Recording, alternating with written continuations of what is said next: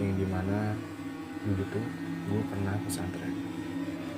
Nah, selama gue pesantren itu adalah kejadian yang menurut gue itu cukup mistis, dan itu kejadian yang gue alami sendiri.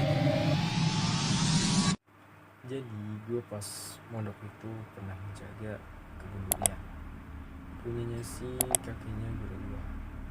Di situ sebenarnya gue nggak disuruh sih, tapi gue diajak sama tuan gue.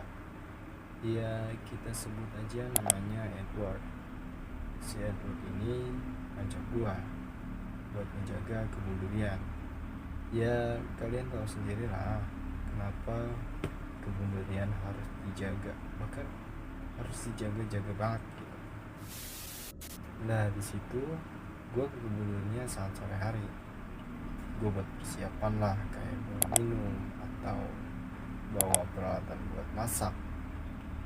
Di saat gue masuk kebun, tidak terjadi apa-apa. Seperti biasa saja, tidak ada berbau hal mistis. Namun, saat sore menjelang malam,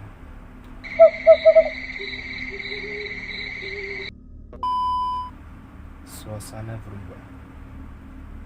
Di situ kita pencahayaan hanya ada api unggun dan semuanya gelap.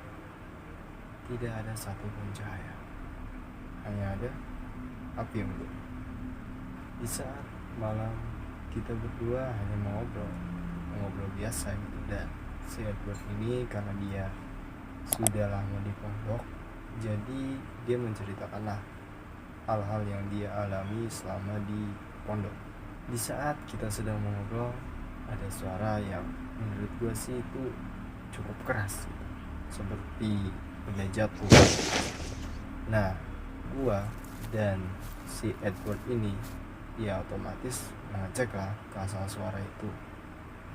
Di saat gue mengecek asal suara itu, boom, ternyata hanya sebuah durian yang jatuh. Setelah gue sama Edward mengambil durian itu, balik lagi ke tempat gue berteduh bersama teman gue. Nah, tengah malam pun tiba.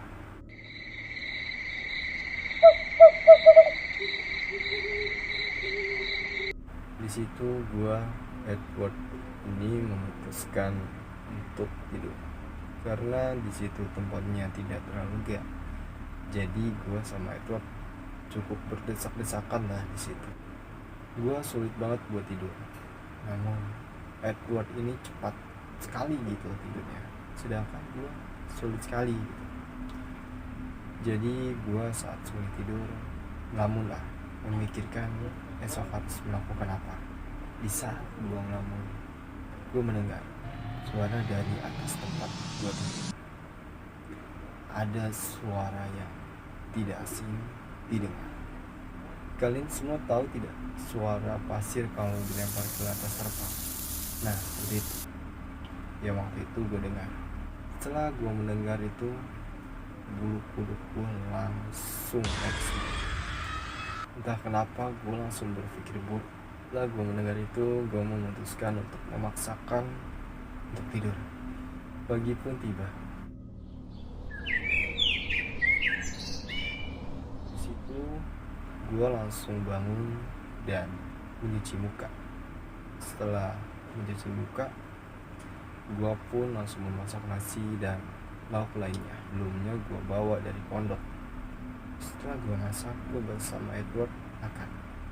Setelah makan, tidak terjadi apa-apa, hanya menunggu durian jatuh dan melakukan aktivitas lain seperti berkeliling kebun, mencari buah-buahan, dan mengambil buah kelapa.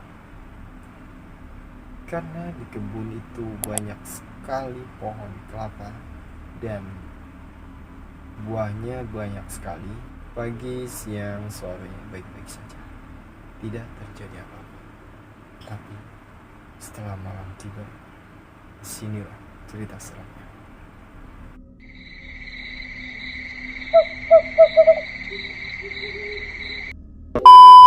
Saat malam hari, gua sama temen gua Edward menyadari persediaan air kita sudah menipis. Jadi gua sama Edward memutuskan untuk mengambil air ke sumur. Karena di tempat itu tuh sumber air ya hanya ada di sumur, ya di sumur itu. Mengambil air, gua di situ sudah merasakan hawa dan perasaan tidak. Di situ gua hanya diam. Karena gua tahu kalau dibicarakan di saat itu juga dan di waktu itu juga malah makin tidak baik gitu. Nah, di saat mengambil air makin gak enak. Perasaan gue makin waspada. Gue sambil melihat sekelilingnya sumur ini. Setelah mengambil air, gue sama Edward mengangkat 2 dirijen. Karena ya yang di situ 2 dirijen. Kita berdua mengangkatnya dengan kayu. Edward di depan, gue di belakang. Jadi posisinya depan belakang.